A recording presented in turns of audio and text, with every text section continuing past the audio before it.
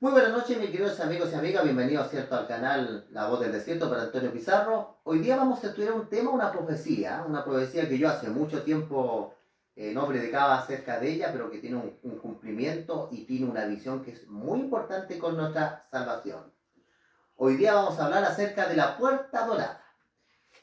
Para los judíos, nuestros hermanos judíos, en los tiempos, ¿cierto?, de antes, Jerusalén tenía 8 puertas en la antigua Jerusalén. Y hay una profecía sobre una puerta que se le llama la puerta dorada, se le llama la puerta del bien oriental, se le llama la puerta de la misericordia. Esta puerta, dice la palabra del Señor, que se iba a cerrar. Se iba a cerrar. Vamos a ver qué representa esta puerta que se cerró, cuándo se cerró y de qué manera nos afecta a nosotros, y también que podamos entender la visión espiritual de qué está pasando hoy día, ¿cierto? ¿Qué sucedía en el Antiguo Testamento? ¿Cómo el hombre se salvaba? Y hoy día, ¿cómo el hombre se salva? Vamos a leer lo que les parece, una profecía en el libro de Ezequiel, capítulo 44 y el versículo 1. Vamos a tratar de explicar, ¿cierto?, de manera más sencilla en el nombre del Señor. Como yo decía, el antiguo Jerusalén tenía 8 entradas y se profetizó que una de ellas se iba a cerrar. ¿Por qué se cerró? ¿Qué acontecimiento importante sucedió?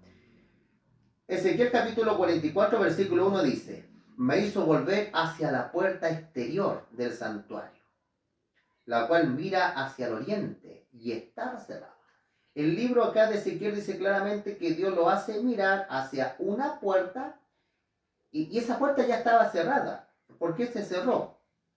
Y me dijo Jehová: esta puerta estará cerrada, no se abrirá, ni entrarse por ella hombre. Hay una puerta que dice la palabra de Dios que todos concuerdan, que se le llama la puerta dorada, que es la puerta oriental, la puerta hermosa o la puerta de la misericordia, son los nombres que tiene esta entrada. Era una de las entradas más antiguas de Jerusalén. Ahora, ¿qué tiene esto de importancia? Esta puerta que Dios dice que está cerrada, no se abrirá, no entrará por ella hombre, porque Jehová, Dios de Israel, entró por ella, estará por lo tanto cerrada. Dice la escritura acá que Jehová, Dios de Israel, iba a entrar por esta puerta, ¿ya? Bueno, en primer lugar, hablando un poquito de historia, para que podamos entender un poquito, esta puerta que se llama la puerta dorada, o esta puerta, ¿cierto?, que fue cerrada, esta puerta era la puerta que uno llegaba más directamente al templo. Era, si una persona quería llegar luego al templo, tenía que entrar por esta puerta, que se llama la puerta oriental, en otro pasaje bíblico le llama. Era la entrada más directa a llegar al santuario. Y como dice la palabra del Señor, se cumplió. Pero esta profecía se cumplió en el año 1540, o el historiador dice 1541, perdón, cuando un sultán otomano, Salimán, la cerró. La clausuró. ¿Pero qué representa esta puerta que se cerró? Nosotros vamos a ver algo bien interesante acá, mis queridos amigos, que en la antigüedad, en el Antiguo Testamento, habían ritos, había una manera de llegar a Dios para el perdón de los pecados, que desde el libro del Génesis, después se estableció en el santuario, eran los sacrificios de los animalitos. Cuando Dios estableció el santuario o el tabernáculo, se hacía un sacrificio de un animal por la mañana y por la tarde. Si una persona cometía pecado, tenía que llevar ahí un animalito, una oveja, un macho cabrío, confesar los pecados, y ese animalito era degollado y después era llevado al altar de sacrificio. Estos animalitos representaban al Señor Jesucristo.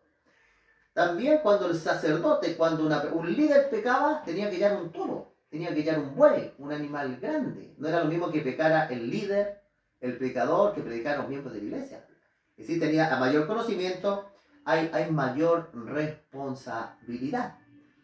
Todas esas cosas que la Biblia le llama la ley son las cosas que quedaron atrás. Esta es la puerta que se cerró. Es decir, como yo le decía, la puerta dorada oriental es la que se llegaba a Dios. En el Antiguo Testamento se llegaba a Dios para perdón de pecados mediante los sacrificios. Pero vamos a ir ahora a ver que esta puerta se cerró porque se abrió otra. Otra puerta se abrió para llegar hoy día a Dios. Vamos a ver acá la palabra de Dios. En Hebreos capítulo 9 y el versículo 12 dice lo siguiente. Mira lo que dice la palabra del Señor. Lo vamos a leer, versículo 12, el 9:12. Dice acá, porque dice, no con la sangre de machos cabríos, ni de becerro, sino por su propia sangre, entró una vez para siempre en el lugar santísimo, habiendo obtenido eterna redención. Ahora nosotros vemos que hay un nuevo camino de llegar, ya no son los sacrificios de los animales, sino que es el sacrificio del Señor Jesucristo.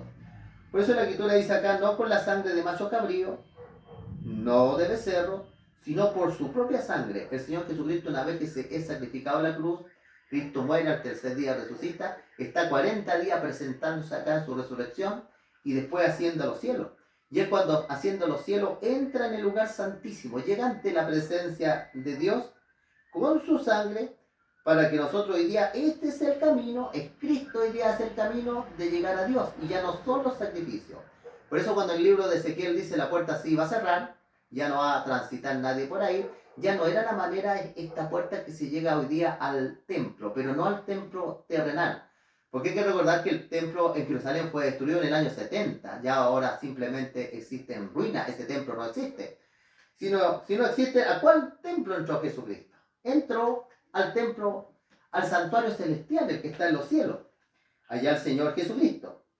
Versículo 13 dice, porque si la sangre de los toros y de los machos cabríos y la ceniza de la becerra, dice, rociado a los inmundos santifican para la purificación de la carne, dando a entender que en el Antiguo Testamento esa era la manera de obtener cierto pecado, todos estos animales representaban a Cristo.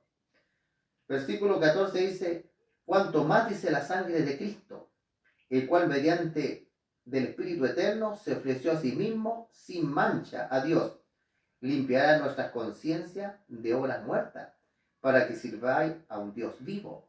Aquí nosotros vemos algo bien interesante, mis queridos amigos, que hoy día la manera de llegar a la salvación es el Señor Jesucristo. Si tú crees en el Señor Jesucristo, crees en su palabra, tú no tienes que tener miedo, ¿cierto?, para perderte.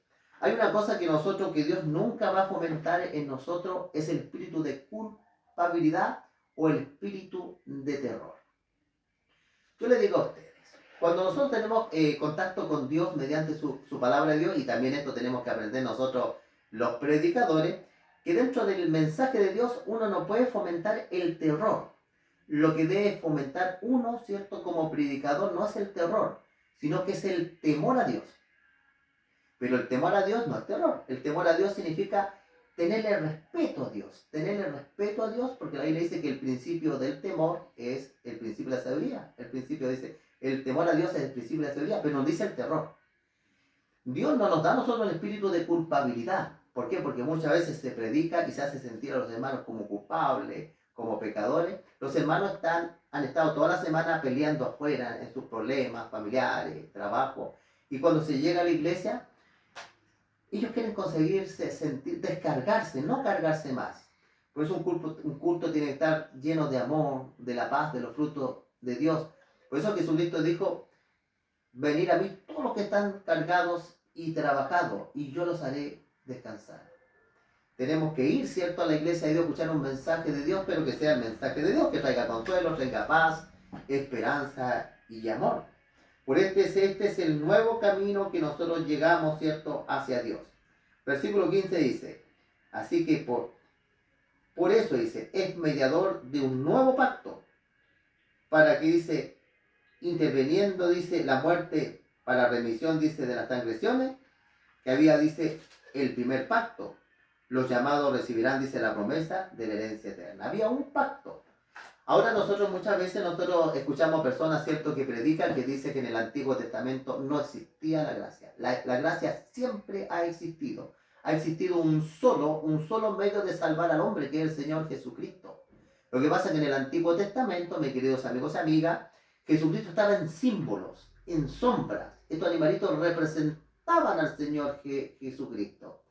Ahora también, como ya el Señor Jesucristo creó un nuevo camino hacia la eternidad, no significa que el Antiguo Testamento tampoco esté obsoleto, que ya no sirva, no, tampoco es eso. Lo que se terminó ahí fueron las partes rituales, las cosas rituales del sacerdocio. Pero en el Nuevo Testamento, mis queridos amigos, aparecen promesas, pero hay profecías que no se han cumplido. Y como dice San Pablo, toda escritura es inspirada de Dios. Toda la palabra de Dios es útil, el Nuevo y el Antiguo Testamento. No podemos entender el Nuevo sin entender el Antiguo.